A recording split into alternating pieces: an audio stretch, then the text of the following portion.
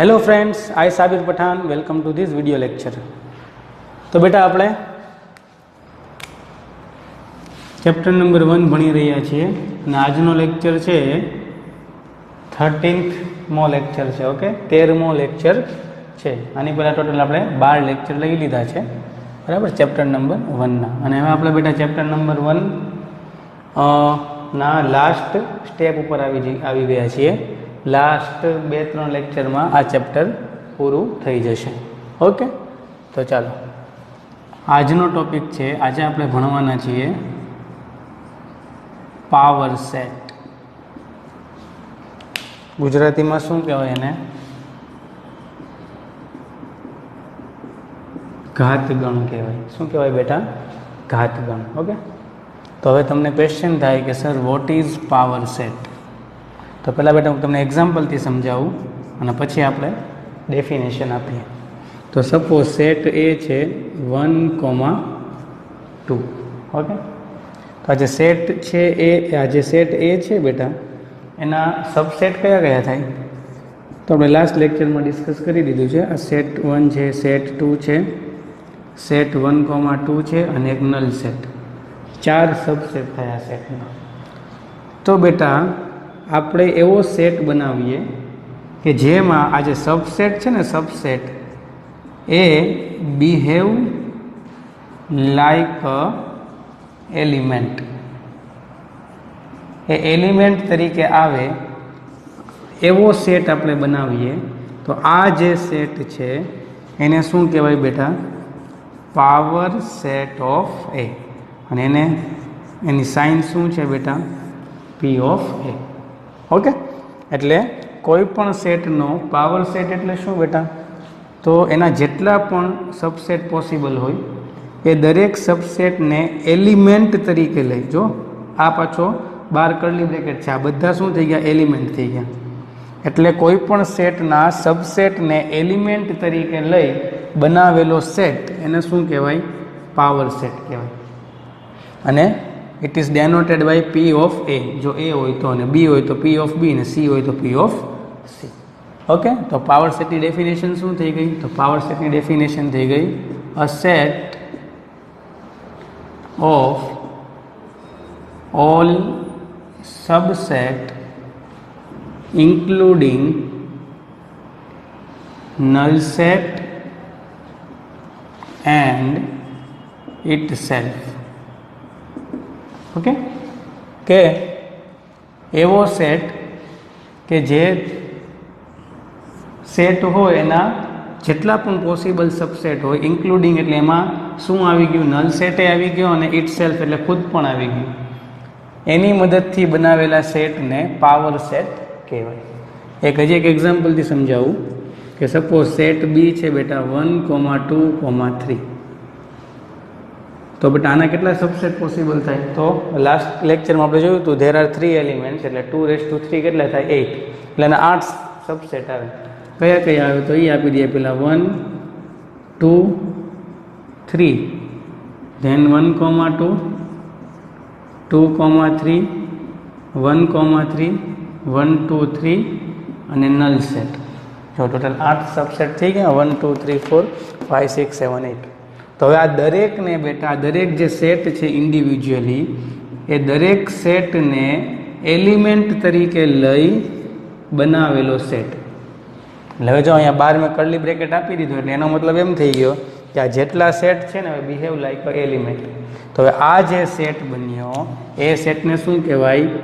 પી of બી, એટલે કે power set of બી, બીનો ઘાતગણ કહેવાય। ઓકે, એટલે આઈ હોપ તમને પાવર સેટ શું છે એ ખબર પડી ગઈ હશે।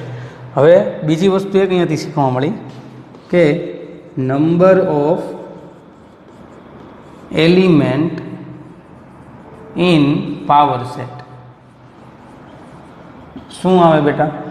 તો કે બેટા number of element in power set, એટલે જ્યાં પાવર સેટ બન્યો એમાં એલિમેન્ટ કેટલા છે? તો કે એલિમેન્ટ બેટા કોઈ પણ સેટના જેટલા સબસેટ પોસિબલ હોય એટલા, બરાબર છે? તો કોઈ પણ સેટ હોય એના સબસેટ કેટલા પોસિબલ હોય? 2⁻n। તો ઓબ્વિયસ છે કે જે પાવર સેટ હોય એમાં પણ ઘટકોની સંખ્યા, નંબર ઓફ એલિમેન્ટ કેટલા આવશે? 2n.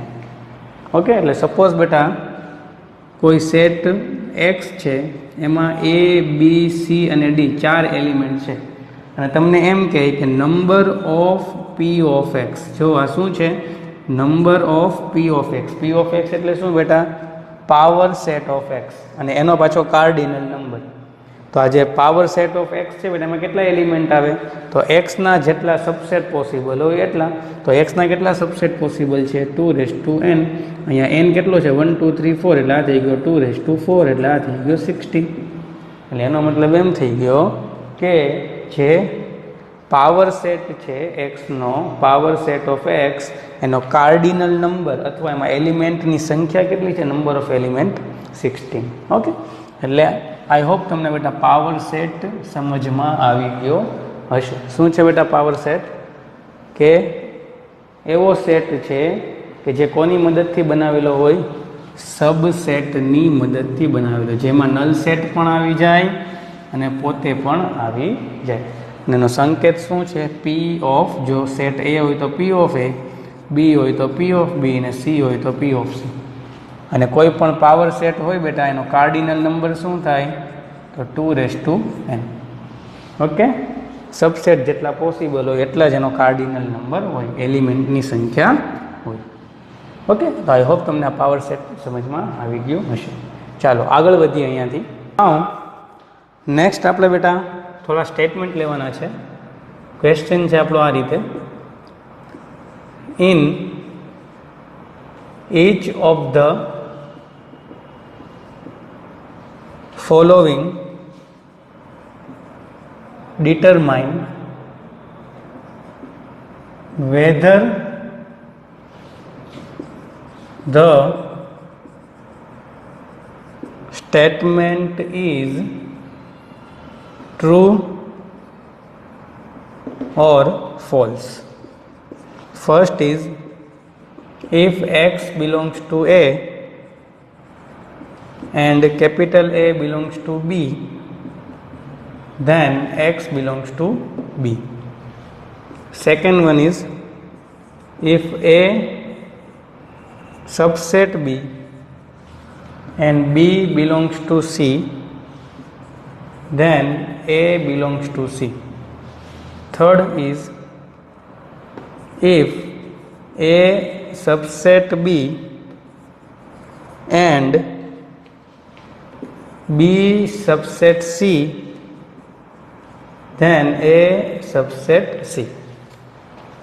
ઓકે, તો ક્વેશ્ચન છે બેટા શું કે નીચે જે આપેલા છે બેટા એ ટ્રુ છે કે ફોલ્સ એ આપણે નક્કી કરવાનું છે. તો ચાલો હવે આ એમ કહેવા માંગે છે કે x belongs to A. X belongs to એટલે બિલોંગ્સ ટુ સાઇન હોય તો આ બાજુ એલિમેન્ટ હોય, આ બાજુ સેટ હોય. તો કહેવા એમ માંગે છે કે સપોઝ એની અંદર એક એક્સ છે એલિમેન્ટ તરીકે છે. તો અહીંયાથી જો મને ખબર પડી કે આ એ છે ને એ શું છે? સેટ છે. કેમ કે બિલોંગ્સ ટુની જમણી બાજુ સેટ હોય, ડાબી બાજુ એલિમેન્ટ હોય. હવે અહીંયા જો અહીંયા બિલોંગ્સ ટુ છે, અહીંયા એમ કીધું છે કે એ બિલોંગ્સ ટુ બી, બટ એ તો બેટા સેટ છે એટલે આ એ છે એ ડાબી બાજુ આવે નહીં, કેમ કે ડાબી બાજુ હંમેશા શું હોય? એલિમેન્ટ હોય.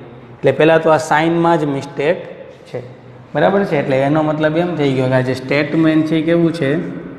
ફોલ્સ છે, બરાબર. મેં તમને કીધું તો બેટા જો બિલોંગ્સ ટુ હોય સાઇન તો અહીંયા શું હોય? હંમેશા લેફ્ટ સાઈડ એલિમેન્ટ હોય, રાઈટ સાઈડ સેટ હોય, ને જો સબસેટ હોય તો લેફ્ટ સાઈડ એ રીતે સેટ હોય અને રાઈટ સાઈડ એ રીતે સેટ હોય. ઓકે, ચાલો સેકન્ડ જો. સેકન્ડમાં એ બેટા અહીંયા જો એમ કીધું કે અહીંયા સબસેટ છે સાઇન, એટલે આ પણ સેટ છે, આ પણ સેટ છે, અને પાછું અહીંયા બિલોંગ્સ ટુ સાઇન છે તો આ તો સેટ છે. બિલોંગ્સ ટુમાં ડાબી બાજુ તો એલિમેન્ટ હોવો જોઈએ, એટલે આ કેવું થઈ ગયું બેટા? ખોટું. આ રીતે લખાય નહીં. એટલે એનો મતલબ એમ થઈ ગયો કે આ જે સ્ટેટમેન્ટ છે એમાં આગળ જવાની કંઈ જરૂર જ નથી, વાંચવાની જરૂર નથી. આ સ્ટેટમેન્ટ કેવું છે? ખોટું છે, ફોલ્સ છે. આગળ વાંચીએ તો પહેલાં તો આપણે જોઈએ કે અહીંયા સબસેટની સાઇન છે એટલે આ પણ સેટ છે, આ પણ સેટ છે. અહીંયા સબસેટની સાઇન છે તો આ પણ સેટ છે, આ પણ સેટ છે. તો ચાલો અહીંયા તો જો બી બી સેટ સેટ તો ખબર પડી ગઈ. એટલે આ લખેલું છે ટૂંકમાં સાઇન બધી સાચી યુઝ કરેલી છે. હવે આનું મિનિંગ કાઢીએ. હવે આ એ સબસેટ બીનો મતલબ શું થાય? તો તો કે સેટ એ ના દરેક એલિમેન્ટ ક્યાં આવેલા છે? સેટ બી માં આવેલા છે. સેટ બી સબસેટ સી નો મતલબ શું થાય? તો સેટ બી ના દરેક એલિમેન્ટ સેટ સી માં આવેલા છે. તો હવે સેટ બી માં તો સેટ એ ના એલિમેન્ટ આવેલા હતા, એટલે આપોઆપ બેટા સેટ એ ના એલિમેન્ટ સેટ સી માં આવી ગયા. એટલે તમે લખી જ શકો કે યસ, એ સબસેટ સી થઈ ગયા. કેમ કે તમે વિચારો કે એ સબસેટ બી હતો, એટલે એ ના દરેક એલિમેન્ટ બી માં આવેલા હતા. પાછું આગળ એણે એમ કીધું કે બી ના એલિમેન્ટ સી માં પણ આવેલા છે, એટલે આપોઆપ એ ના એલિમેન્ટ સી માં આવી ગયા. એટલે ઓબ્વિયસ છે કે એ છે એ સબસેટ થઈ ગયો સી નો, કેમ કે એના દરેક એલિમેન્ટ પણ સેટ સી માં આવેલા છે. એટલે આ જે સ્ટેટમેન્ટ છે એ કેવું છે બેટા? ટ્રુ, એટલે કે સાચું છે. ઓકે, ચાલો આગળ વધીએ. ઓકે બેટા, હવે આપણે થોડા એક્ઝામ્પલ લઈએ. તો એક્ઝામ્પલ ક્વેશ્ચન છે, in a survey of 600 students in a school, 150 students were found to be taking tea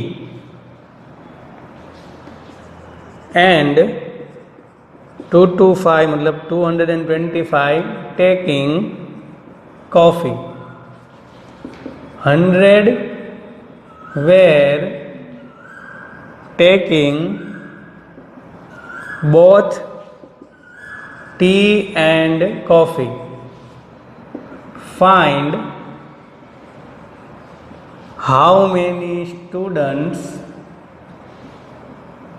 were taking neither tea nor coffee. Okay બેટા, આ સેટના થિયરીવાળા ક્વેશ્ચન કહેવાય. તમને લાગે નહીં, જે ક્વેશ્ચન છે એ બહુ મોટા લાગે, પણ ક્વેશ્ચનનો આન્સર હોય ને બહુ શોર્ટ હોય બેટા, સાવ ઇઝી હોય. તો પહેલાં તમે અહીંયા જુઓ ને બેટા, તો આખા ક્વેશ્ચનમાં ટી અને કોફીની વાત થાય છે. ઓકે, તો પહેલાં આપણે સેટ સપોઝ કરી નાખીએ કે let set A is equal to students taking tea, અને સેટ બી આપણે લઈ લઈએ સ્ટુડન્ટ્સ ટેકિંગ કોફી. હવે તમને શું કીધું? In a survey of 600 students in a school. હવે એક સર્વે કર્યો 600 સ્ટુડન્ટનો, બરાબર છે? એટલે આને આપણે શું લઈ લેવાનો? યુનિવર્સલ સેટ લઈ લેવાનો, ટોટલ. બરાબર છે? કેમ કે બધા બેટા એવું કંઈ જરૂરી આમાં નથી કીધું કે બધા કોફી અને ટી પીતા જ હોય. એટલે આ એ યુનિયન બી નથી, ખાસ યાદ રાખજો. આ શું છે? આ છે યુનિવર્સલ સેટ. એટલે let number of U is equal to આપેલું છે 600. 150 students were found to be taking tea. તો ટી આપણે સપોઝ કર્યું તો સેટ એ, એટલે નંબર ઓફ સેટ એ કેટલા થઈ ગયા બેટા? 150. 225 taking coffee. So number of B is equal to 225. 100 were taking both. So number of A intersection B is equal to 100. So find how many students were taking neither tea nor coffee. એટલે આપણને શું પૂછેલું છે ભાઈ? neither tea nor coffee. એટલે જો T હોય ને આપણે સેટ એ કહેતા હોય તો નોટ ટી ને શું કહીએ? આપણે એ પ્રાઇમ કહીએ. બરાબર છે? કોઈ સ્ટુડન્ટ ટી પીવે ને આપણે સેટ એ કહીએ, તો ટી નો પીવે ને સેટ એ પ્રાઇમ કહેવાય, કોમ્પ્લિમેન્ટ કહેવાય. આપણે ભણી ગયા. એવી રીતે જે સ્ટુડન્ટ કોફી પીવે ને આપણે સેટ બીમાં કહેતા હોય, તો ન પીવે એટલે નેગેટિવ એનું શું થાય? કોમ્પ્લિમેન્ટ, એટલે બી પ્રાઇમ. વચ્ચે નોર આવ્યું. નોર એટલે બેટા નોટ પ્લસ ઓર થાય ને, એટલે ઓર આવ્યું. તો ઓરને આપણે મેં તમને કીધું કે યુનિયનમાં આપણે શો કરશું. એટલે મને શું પૂછ્યું છે બેટા? Neither tea nor coffee. Nor નહીં આવે. Okay, neither tea nor coffee એટલે એ ટી પણ ન પીતો હોવો જોઈએ અને કોફી પણ ન પીતો હોવો જોઈએ. એટલે અહીંયા શું આવશે? ઇન્ટરસેક્શન આવશે અને આનું મને કાર્ડિનલ નંબર પૂછેલો છે. ઓકે, ફરીથી આખો ક્વેશ્ચન તમને સમજાવું તો ટોટલ બેટા 600 સ્ટુડન્ટનો સર્વે કરવામાં આવ્યો. એટલે યુનિવર્સલ સેટ કેટલો થઈ ગયો? 600. એમાંથી 150 છે, 150 સ્ટુડન્ટ એ ટી પીતા હતા, બરાબર, એટલે કે ચા પીતા હતા. So number of A is equal to 150. 225 student coffee પીતા હતા અને number of B is equal to 225. 100 people or 100 students બંને એટલે કે ટી એન્ડ કોફી બંને પીતા હતા અને number of A intersection B 100. મને પૂછ્યું તું શું બેટા, how many students were taking neither tea nor coffee, એટલે એ ચા પણ ન પીતો હોવો જોઈએ અને કોફી પણ પીતો ન હોવો જોઈએ. એટલે વચ્ચે જો અને આવ્યું એન્ડ અને પાછું નોટ છે, એટલે નોટ એટલે આ ટીનો આપણે સેટ એ હતો, કોફીનો સેટ બી હતો, એટલે નોટ ટી શું થાય? એ કોમ્પ્લિમેન્ટ. નોટ કોફી શું થાય? B complement. અને વચ્ચે એન્ડ આવ્યો એટલે number of A complement intersection B complement પૂછેલું છે. તો કઈ રીતે કરશું? તો પહેલાં તો જો તમને નંબર ઓફ એ આપેલો, નંબર ઓફ બી આપેલો, એ ઇન્ટરસેક્શન બી આપેલો, એટલે પહેલાં number of A union B find out કરી નાખીએ. ફોર્મ્યુલા છે number of A plus number of B minus number of A intersection B. તો આ બેટા કેટલા હતા? 150 પ્લસ નંબર ઓફ બી હતા 225 માઇનસ 100. તો આ કેટલા થઈ ગયા બેટા? 150 માઇનસ 100 એટલે 50. 225 પ્લસ 50 એટલે 275. એટલે આ થઈ ગયું number of A union B. હવે જો બેટા થોડુંક તમને યાદ હોય પ્રીવિયસ લેક્ચર, તો આપણને ખબર છે કે A prime intersection B prime is equal to A union બીનો પ્રાઇમ લખી શકીએ. આ શું હતું? De Morgan's law. તો આગળ બેટા એન લગાડી દો, તો એનમાં એટલે કાર્ડિનલ નંબર એ સેમ જ થાય. એટલે એનો મતલબ એમ થયો કે number of A complement intersection B complement is equal to શું થાય? નંબર ઓફ એ યુનિયન બીનો પ્રાઇમ. હવે પ્રાઇમ એટલે કોમ્પ્લિમેન્ટ તમારે રિમૂવ કરવો હોય તો number of U minus E કરી નાખવાનું, number of A union B. હવે નંબર ઓફ યુ તો તમારી પાસે છે, કેટલું છે? 600. તો આ થઈ ગયું 600 માઇનસ એ યુનિયન બી કેટલું હતું બેટા? 275. હવે 600માંથી 275 તમે કાઢી નાખો તો કેટલા વધે? તો કે એક તો 400 અને 400માંથી હજી 75 જાય તો 325. એટલે 325 સ્ટુડન્ટ એવા છે કે જે ટી અને કોફી બંનેમાંથી એક પણ વસ્તુ પીતા નથી. ચાલો આ વસ્તુ તો આપણે બેટા ફોર્મ્યુલાની હેલ્પથી કરી, બરાબર. હવે આ જ સમ બેટા તમે વેન ડાયાગ્રામની હેલ્પથી પણ કરી શકો, બરાબર ને. વેન ડાયાગ્રામની હેલ્પથી સાવ ઇઝી થઈ જાય. તો જો કઈ રીતે આપણે જોઈએ, તો આને હું ભૂસી નાખું છું. તમારે બેટા સ્ક્રીનને પાઉઝ કરીને લખી નાખજો, બરાબર. ઓકે, તો વેન ડાયાગ્રામની આપણે હેલ્પ લેવી હોય તો ઓબ્વિયસ છે પહેલાં આપણે શું ડ્રો કરવું પડે? રેક્ટેંગલ ડ્રો કરવું પડે, યુનિવર્સલ સેટ. એની અંદર આપણે બે વસ્તુ સપોઝ કરી હતી, એ અને બી, એટલે કે બે સેટ ડ્રો કરીએ, ઇન્ટરસેક્ટ કરતા હતા. એટલે આ રીતે આને આપણે ટી કહો, આ અને કોફી કહો. હવે હંમેશા જ્યારે પ્રોબ્લેમને તમારે વેન ડાયાગ્રામથી સોલ્વ કરવો હોય તો તમારે છે ને આ બધા જે ખાના દેખાય છે ને એને ફિલ કરવા પડે, એટલે કે ભરવા પડે. અને ક્યાંથી ફિલ કરવાના બેટા? તો કે બેટા અંદરથી. એટલે સૌથી અંદર શું છે? તો કે સૌથી અંદર આ આવે, પછી એની બહાર આ બે આવે અને પછી એની બહાર આ આવે. ઓકે, તો અંદરથી ફિલ કરતાં કરતાં બહાર આવવાનું. તો હવે તમે જુઓ તો આ જે પાર્ટ છે ને એ બંનેમાં કોમન છે. એટલે અને મને આપેલું હતું કે 100 છે એ કોફી અને ટી બંને પીતા હતા, એટલે અહીંયા શું આવશે? 100 આવશે. બહાર આવો થોડા, તો મને શું કીધું હતું બેટા કે 150 હતા એ ચા એટલે કે ટી પીતા હતા. તો જો આ જે ટી વાળા છે એમાંથી 100 તો અહીંયા આવી ગયા, એટલે અહીંયા ખાલી શું આવશે? 50 આવશે. પછી 225 છે એ કોફી પીતા હતા, તો 100 છે બેટા એ કોફીમાં તો આવી ગયો, એટલે અહીંયા શું આવશે? તો કે 225 લાવવા માટે 125 આવશે. ઓકે, અને 12 કેટલા હતા ટોટલ? તો કે 12 હતા ટોટલ 600. તો એમાંથી બેટા યુની અંદર 600 હતા, તો એમાંથી 12 કેટલા આવશે? તો કે અહીંયા તમે એડિશન કરો તો 100 પ્લસ 50 એટલે 150 પ્લસ 125 એટલે 572 એટલે 275 તો થઈ ગયા. એટલે 600માંથી 275 કાઢી નાખો તો કેટલા વધે? તો એક તો વધે 25 નાખો અને 300 એટલે 325 વધે. એટલે 12 કેટલા પીપલ હશે? 325 હશે. તો જો એકવાર જો તમારો વેન ડાયાગ્રામ સરસ રીતે બની ગયો તો આમાંથી કેટલાય ક્વેશ્ચનનો તમે આન્સર આપી શકો.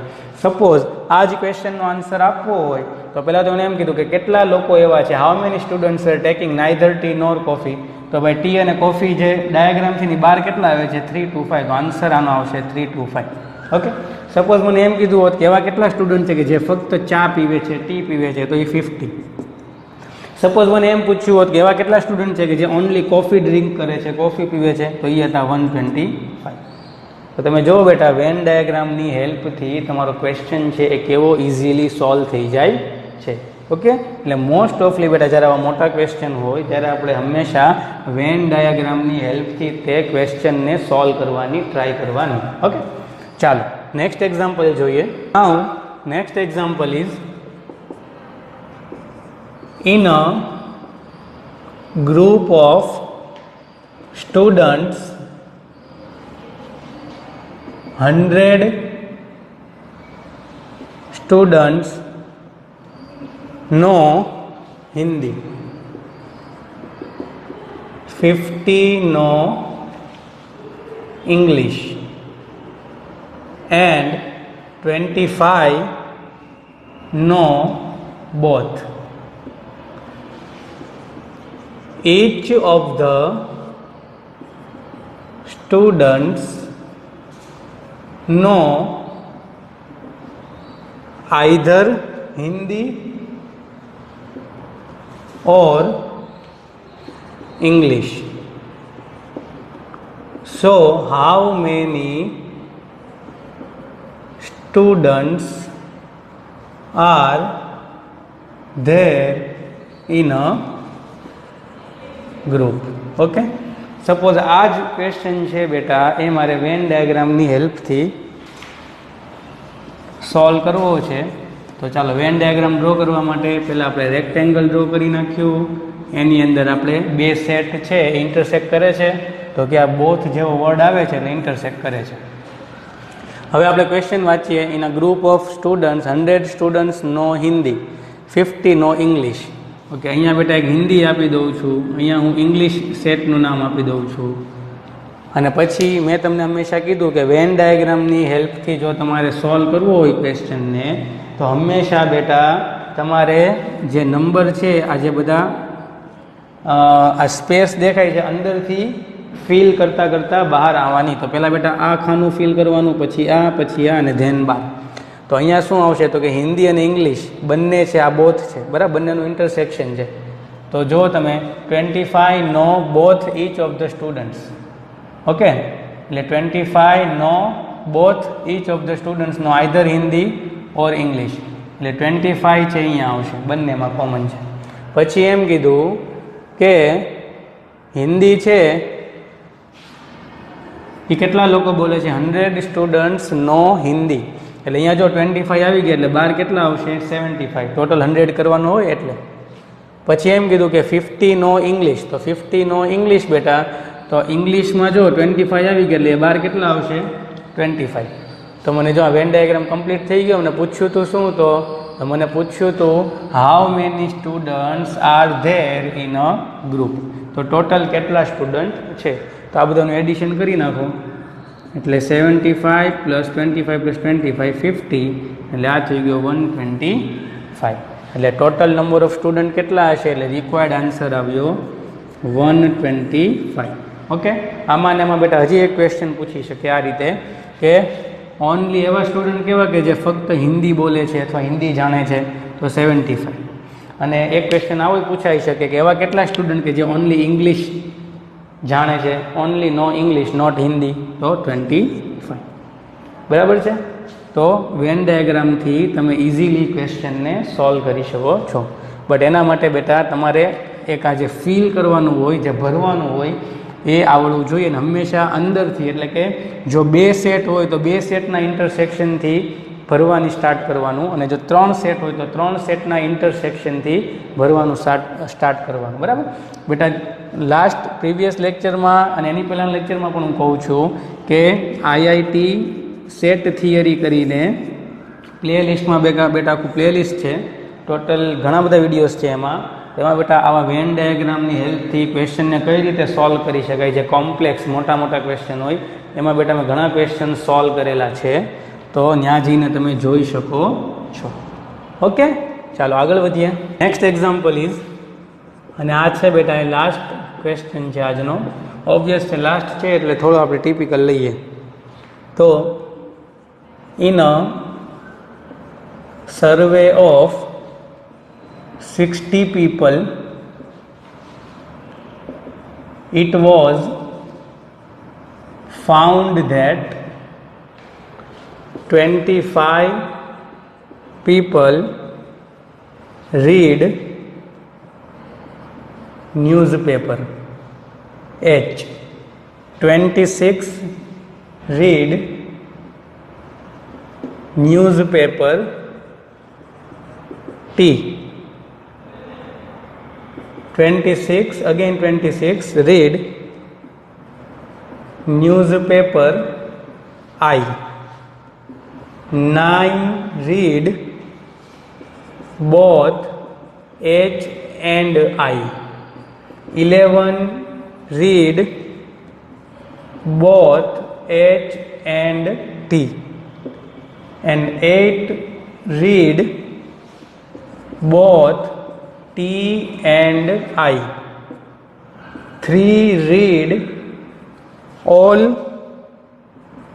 3 newspaper. Find. ઓકે, હવે ફાઇન્ડ શું છે બેટા એ આપણે નહીં લખવું, કેમ કે જેટલા પણ ક્વેશ્ચન પોસિબલ હશે ને એ બધાનો આન્સર હું તમને આપી દઈશ. બરાબર છે. અને આ જે ક્વેશ્ચન છે બેટા એ વેન ડાયાગ્રામથી જો કેટલો ઇઝીલી સોલ્વ થઈ જશે. અને જો તમે ભૂલથી ફોર્મ્યુલા લગાડવા ગયા બેટા તો આમાં ટલ્લે ચડી જાઓ બેટા. બરાબર છે, જો તમે ફોર્મ્યુલાથી સોલ્વ કરવા ગયા તો. બરાબર. ઓકે, પહેલાં તો આપણે ક્વેશ્ચનને રીડ કરીએ સરસ રીતે. તો શું કીધું કે 60 પીપલનો સર્વે કરવામાં આવ્યો, એમાંથી ખબર પડી કે 25 પીપલ છે ને એ ન્યૂઝપેપર H રીડ કરે છે, વાંચે છે. 26 છે બેટા ન્યૂઝપેપર T અને 26 ન્યૂઝપેપર I રીડ કરે છે. 9 એવા છે કે જે H અને I, 11 એવા છે કે જે H અને T, 8 એવા છે કે જે T અને I, અને 3 એવા છે કે જે ત્રણેય ન્યૂઝપેપર વાંચે છે. તો કેવા કેવા ક્વેશ્ચન બની શકે? તો પહેલાં તો આપણે વેન ડાયાગ્રામ ડ્રો કરીએ આનો. તો આ છે U, અને જો 3 સેટ છે અને 3 સેટ એકબીજા સાથે ઇન્ટરસેક્ટ કરે છે, તો આને આપણે આ રીતે ડ્રો કરીએ. ઓકે, નામ આપી દો. એક H છે, ધેન છે T, ધેન છે I. મેં બેટા હંમેશા કીધું વેન ડાયાગ્રામથી જો તમારે સોલ્વ કરવું હોય તો હંમેશા અંદરથી સ્ટાર્ટ કરવાનું. અંદરથી એટલે કઈ રીતે? તો કે જો 3 સેટ હોય તો 3 સેટનું ઇન્ટરસેક્શન હોય ત્યાંથી સ્ટાર્ટ કરવાનું અને બહાર આવવાનું. તો તમે જુઓ તો આ જે પાર્ટ છે, આ જે પાર્ટ એ ત્રણેયમાં કોમન આવે છે. એટલે અને પાછું એમ કીધું છે આ કોમન પાર્ટમાં કેટલા આવશે? તો જો એમ કીધું કે 3 રીડ ઓલ 3 ન્યૂઝપેપર, એટલે કે અહીંયા શું આવશે? 3 આવશે. હવે પછી ઇન્ટરસેક્શન કયું લ્યો? 2 સેટનો લ્યો. તો 2 સેટનો લ્યો. તો ચાલો આ તો પતી ગયો એટલે આને હું ક્રોસ કરી દઉં. હવે એની આગળ આવો તો તમને એમ કીધું કે 8 રીડ T and I. તો T અને I, તો T અને I તો આ બંનેમાં કોમન શું છે? તો કે આ બંનેમાં જો આ પાર્ટ કોમન છે T અને I માં.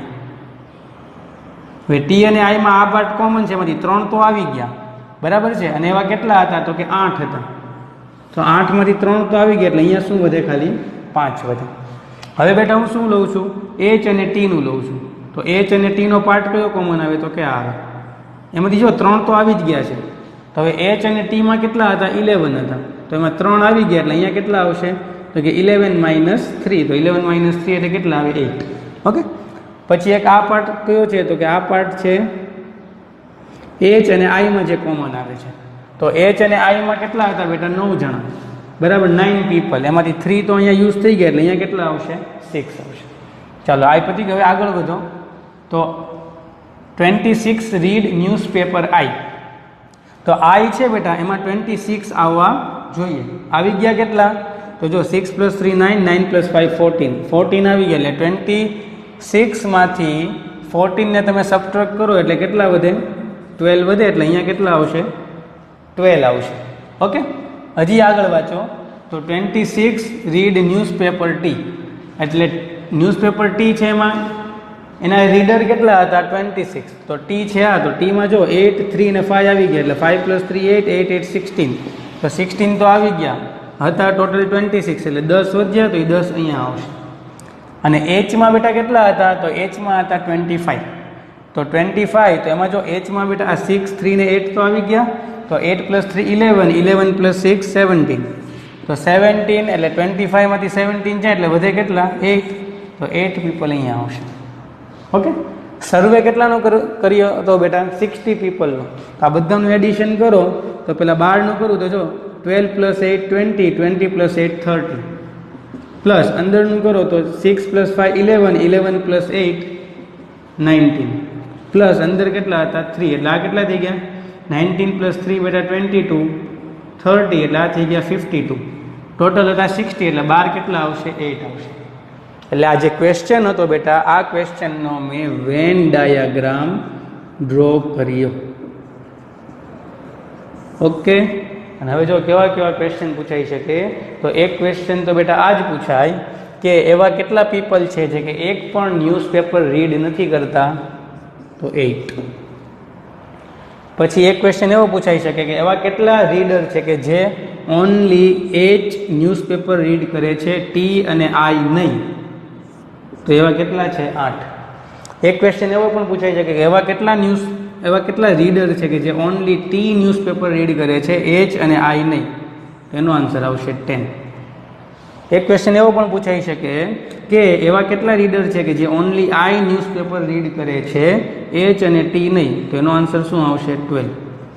હજી ક્વેશ્ચન જો કેવો પૂછાઈ શકે, એક ક્વેશ્ચન એવો પૂછાઈ શકે કે એવા કેટલા રીડર છે કે જે એચ અને આઈ ન્યૂઝપેપર રીડ કરે છે, ટી નહીં? તો એ શું આવશે? 6. પછી એક આઈ પૂછાય છે કે આ શું છે? 5. તો કે 5 છે બેટા એવા રીડર છે કે જે only T and I newspaper read કરે છે, એચ નહીં? તો એ 5 છે. અને આ 8 શું છે? તો કે એવા રીડર છે કે જે ન્યૂઝપેપર ટી અને એચ જ રીડ કરે છે, આઈ નહીં. ઓકે, તો જો કેટલા ક્વેશ્ચન બન્યા બેટા? 1 2 3 4 5 6 7 7 ક્વેશ્ચન બને બેટા આની ઉપરથી. કેમ કે જે આપેલું એક જ વસ્તુ આપેલું હતું, બાકી આ બધું તો આપણે ફિલ કરતા ગયા, એટલે એ બધા ક્વેશ્ચન બની શકે. ઓકે બેટા, તો આઈ હોપ તમને જો આ જે ક્વેશ્ચન હતો એ સમજમાં આવ્યો હશે. ઓકે, કઈ રીતે વેન ડાયાગ્રામથી જ સોલ્વ કરવાનું, અને હંમેશા બેટા અંદરથી ફિલ કરતા આવવાનું. અંદર મીન્સ શું?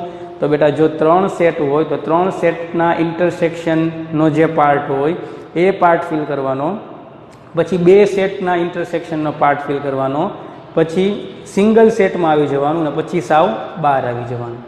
ઓકે બેટા, અને પછી જે ક્વેશ્ચન તમને પૂછ્યો હોય એ ક્વેશ્ચન તમારે વેન ડાયાગ્રામમાં એ કયો પાર્ટ લોકેટ કરે છે, એ પાર્ટમાં જે નંબર હોય એ તમારો આન્સર થઈ જશે.